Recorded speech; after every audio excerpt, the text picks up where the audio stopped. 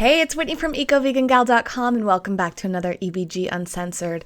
I'm really fired up about this topic, so get ready for another intense video. I'm almost done watching a documentary called A Place at the Table, which I'll link down below.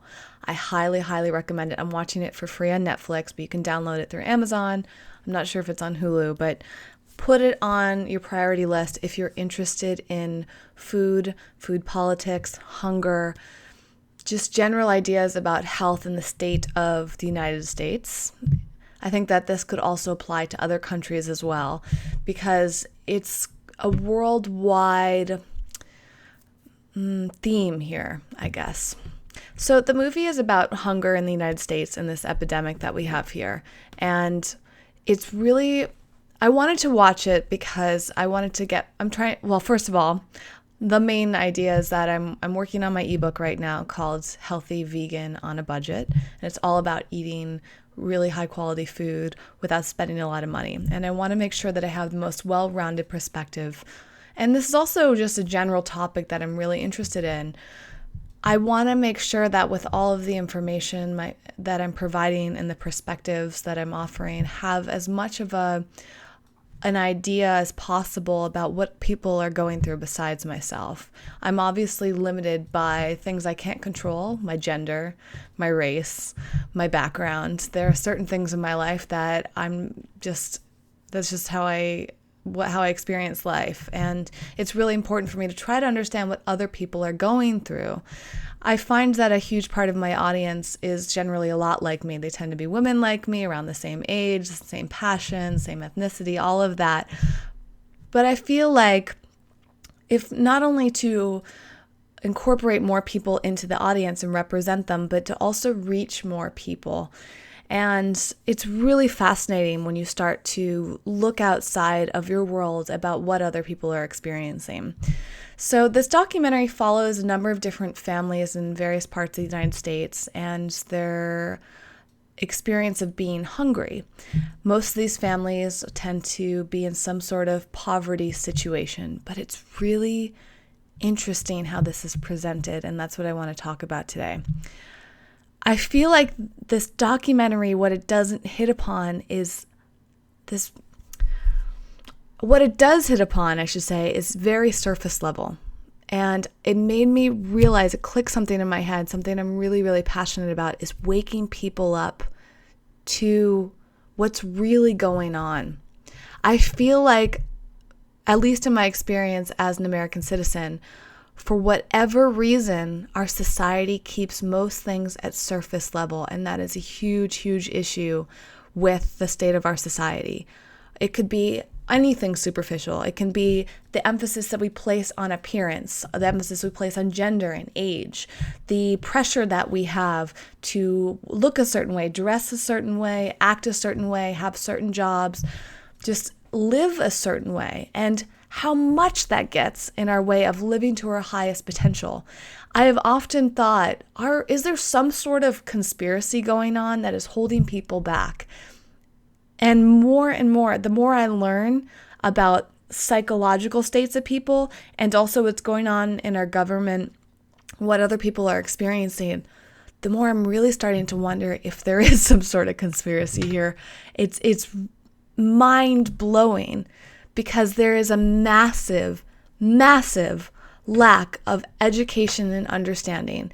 And to me, that is the root of absolutely everything. Where you are right now is directly related to education somehow. So it's not just about how you were raised, it was how everyone around you was educated. And sorry, I meant to say not how you were raised, but how you were educated. Because the levels of our understanding of how we work, how our bodies work, and how the rest of the world works, and how the rest of the world's bodies work, affects us in so many ways. It's crazy. Sometimes I think that my line of work is going to expand well beyond this vegan and eco-friendly topic and more towards the topic of waking people up. I often feel like I'm in the Matrix and I'm surrounded by zombies, and not in a sense of I know better than them. It's just that most people are not awake. They are living their lives based on weird societal conditioning and just complete lack of education. Now, let me get really specific about the topics that are coming up here, because this is a really big topic. Let's draw it down. So in this documentary, there are a number of people talking about how they're going hungry, and yet they are surrounded by stuff. This one family in particular are practically hoarders. They're walking around their home and there is stuff everywhere. They have a huge piece of property. They have clothing everywhere and toys and all sorts of random foods in their pantry, and yet they consider themselves going hungry. Meanwhile, these people do not look like they're starving whatsoever. When we think about people that are literally starving in places like Africa, these kids, you can see their bones, and yet nobody in this documentary looks like that. There's only one family, I believe, that looks healthy. Everybody else is packing some pounds or more than they really need to. So I'm sitting there thinking, these people think that they're hungry and starving, and that probably means that maybe they would go without food for one day maximum. I personally eat very little because I don't really need to eat that much food. I have gone about a day in many cases without eating and been completely fine. I should have looked this up before I did this video, but humans can survive for a substantially long time without food. And yet people are thinking that they're hungry because they have to go, maybe they have to skip breakfast, or they don't get enough food, or all they get is a sandwich at lunch. And I'm thinking, really? Like, people that are literally starving probably don't eat for days. And so there's this huge misconception in our country about what real hunger is. Not to mention the fact that these people have stuff all around them and they're complaining about being poor. Why don't they start selling the stuff that they have? One of these families has like their kids playing with all these brand new toys. Why are toys a priority over their food? She opens up the refrigerator and it's got peanut butter in it and it's got all these other things, and she says there's nothing in there. She literally thinks that there's nothing in her fridge. And yet I look at that fridge and can think of probably 4 meals you can make out of there. And so here's the thing. We are so misinformed. We are spending our money on all the wrong places. We are putting our attention on all of the wrong places. And this all comes down to education. Somehow we are raised in the society where we just want to have as much as we possibly can. And somehow people put priorities on having tons of outfits and not enough attention on their food, tons of toys for their kids, and then they complain about food. Literally, one of the techniques I've been learning from some of these money courses that I've been taking is sell things around you. I look around my small little studio that I live in, and I could sell so much. I could sell books. I can sell clothes, shoes. I could sell my couch if I had to, my bed. Like, I could just live with a roof over my head as long as I had plenty of food and water. That's all we need as humans. Why are people just so... Their attention is just, it's crazy. It's absolutely maddening. And this whole documentary, granted, the documentary is really good, except it completely ignores the fact that people just are not seeing the big picture here. So what if you just were able to eat one sandwich a day, you'd be able to survive? Not to mention another big issue with this movie and the way most people live. They're living off processed foods. Almost every single meal that these people are eating is processed foods. Now, I understand it. There's a huge reason why people eat processed foods, and that's because you get more caloric bang for your buck. So you can there's actually diagrams here. I have a little image of one. It was like $3 could buy you some broccoli, orange juice, and grapes that would give you 312 calories. That same $3 could buy you 2 big containers of soda, plus 5 packages of ramen noodles, plus a bag of chips, and that give you almost 4,000 calories. So calorie-wise, processed food has so much more, and it tastes really good, so we always go after that. But nutrition-wise, the first option is much better for our body, and that gives us actual fuel we could use. This empty calories idea is so skewed too, and yet all of these people are eating white breads with cheese and meat and processed meats on it. They're giving their kids. There was this one scene where this woman who was complaining about not having money, she took her kids to a convenience store and bought them a bag of chips and like purple soda. And I'm like, what is going on here? What? I understand if the fact that that might seem cheap, but it's like, you're setting your kids up for failure. You're setting yourself up for failure. And it's just a complete disaster, this lack of education we have. So here's the deal. If you guys are getting equally fired up with this, you have to do something. Start a blog right now. Start writing a book. Start an event or something within your community. Start educating people. You're watching these channels that I have through Eco Vegan Gal because you're passionate about this too. But we have to know, this leads me into the next section. And I actually talk about this in the movie too. There's this one man who says, it's not that we don't have enough food to go around. There's plenty of food, especially if we stop eating animals, all of the grain and corn and soy that could feed the whole world, right? It's not a matter of how much we have. It's a matter of poverty, as he was saying. And poverty is a huge correlation between power. So this could go into a whole political thing, and I'm generally pretty ignorant when it comes to politics and realizing more and more that I need to get more politically aware and involved because it is shocking once you start to dig into what's going on with the government and how skewed things are. A huge problem, as he mentions, is people are not making enough money. Well, they're not making enough money because corporations aren't paying fair wages, and that's a huge issue. However, it's again skewed. I'm not going to tell you exactly how much I make, but when I do my taxes each year, it's pretty damn low. I don't make a lot of money, but I'm a single woman. It's all for myself, but it's plenty of money for me, and I live an insanely posh life.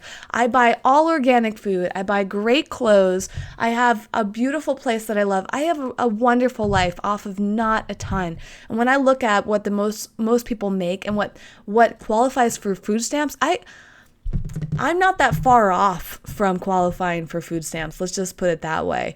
So there's this also skewed perception of where are people's money? Where's their money going? But nonetheless, the other issue is that people are working 40 hours a week for probably the same amount of money that I'm making for maybe, I don't know, like I don't work 40 hours a week, I can tell you that, in terms of how much I make money-wise. So there's this whole issue, too, of how people make their money, how they choose to make their money. And you know why most people choose to make their money and slave away all day for just a few dollars an hour? It's because there's a huge issue in terms of how we value ourselves and what we think in terms of our power. So the two biggest things I've learned is that we need to educate ourselves and we need to own up to the amount of value and power we have in this world. Each of us has the ability to live the exact life that we want. It is totally possible. But yet most people don't realize that they have power because they're not educated. And that's this trickle-down effect that leads people to live these lives that they're just miserable in. They're making poor decisions about the food, about everything else that they buy, and about the jobs that they take, the way that they make their money. And it's a disaster. But I don't feel that negative about this. I get fired up because I'm passionate and I want to make a change. And I'm asking you to be part of this change. I have a feeling, based on what I know of the main people that are part of the Eco Vegan Gal community, is a lot of you want to be entrepreneurs. A lot of you have blogs. A lot of you have passion for that and are doing all sorts of really interesting types of things for money. Keep at it and keep going. Own your power. Constantly educate yourself. Read books, read the news, watch documentaries, do everything you can to educate yourself about aspects that you're really passionate about. And do things on a regular basis that impact the world. We could affect so many people, and these are a lot of the topics I'm going to address in the book. There's just such a huge imbalance in our society, and it's to me, from my perspective, so easily solved. The whole reason we have a government is because we voted for them. So you need to get out there and vote. That's another topic. Los Angeles, we just had an election, and I heard something like 4% of registered voters actually went and voted. It's embarrassing that people they don't feel like voting. You know why? Because they probably don't feel like they have power, and they're not educated. I wasn't educated. I don't know who most of the people were. I still went and voted, but I only voted for one person that I knew of and 2 of the propositions. But the rest of the people, I had no idea who they were. So I'm not educated. That's my responsibility. But you have a responsibility too, to educate yourself on what's going on in the political system. We can't complain about politics being the way they are because we voted for those people. We made that happen, and we vote every single time we buy something. Every dollar, every penny that we spend goes towards a company, and that company has a trickle-down effect. So we have to own our power. We have to really connect the dots here. Stop complaining about what you don't have. Look around, see everything that you do have physically and everything that you do have in your brain, because you have it all. And you can design your life. And in fact, if you're watching, you're also one of the very few people in the world that has been educated to the point where you're watching these videos. You already feel empowered. So you're one of the most powerful people in this country, frankly. And I don't say that from an egotistic standpoint. It's a very realistic thing. It really is. Most people in this country or this world do not understand how much power they have. They do not take the time to be educated. They just live their lives based on what they see on TV, read in magazines, how they're raised, what their families do, and it's a disaster. But we can clean that up. We can change that little by little. And the more of us that are involved with this, the more of us that can make a difference. I'm making a lot of generalized statements here, but we have to look at the big picture. This isn't a case-by-case basis. I'm sure that there are people out there that don't fall into these categories, but I also feel deep down in my core that there's so much more that we can do. And I feel like a lot of us allow ourselves to be smaller, to play smaller, to live smaller in our lives because we're scared, because we're not inspired, because we're not educated, and we're not empowered. And those are the 3 aspects of Eco Vegan Gal. That's what I aim to do, but you're in this with me. I want you to be doing the same thing for everyone else. Go talk to your friends and family about this. Write it on your blogs. Do it on your social media. Start writing books. Start making movies. Start making videos. Spread the word, and it will continue. Get out in your community and do something. You are all over the world. You could do something as simple as starting a potluck meetup. And you can invite all sorts of people in. And this is not about getting people to go vegan. This is not necessarily even about people, well, I guess it is about people eating healthier. But, I'm watching this documentary too. And one of the kids they're profiling is in a classroom with other students. And I'm thinking, why don't their parents help this child? Why doesn't the school members get together and have potlucks and eat together? Now, there are things like that happening at churches, and there's food banks and various options, but there certainly aren't enough, and I don't see that happening enough. All you have to do is come together as a community and bring all your skills and passions and your resources together. Start having swap clothing, swap products, things in your home that you don't need. There are so many ways around these problems, and start voting. Start having conversations with people in your community to figure out who to vote for. You have that power. So educate yourself. Make it happen. Feel empowered. Own it. That's how we're going to make a difference. That's how we're going to shift things. It's not going to happen overnight. And yet, it could if everybody did it. The reality is not everyone is going to do it. So that's why we have to start with you, who is empowered and inspired enough to be watching this right now. It's a big thing, and it's the root of it all for me. I want to make a difference in this world, and it's not from a place of ego, it's a place of feeling empowered. And I feel so fortunate that however my life occurred, somehow I lucked out and received an amazing education. I feel inspired to educate myself, and somehow I feel very empowered. And I think that deep down, all of you do too. You just don't know where to start, but you have to figure it out. I figured it out myself.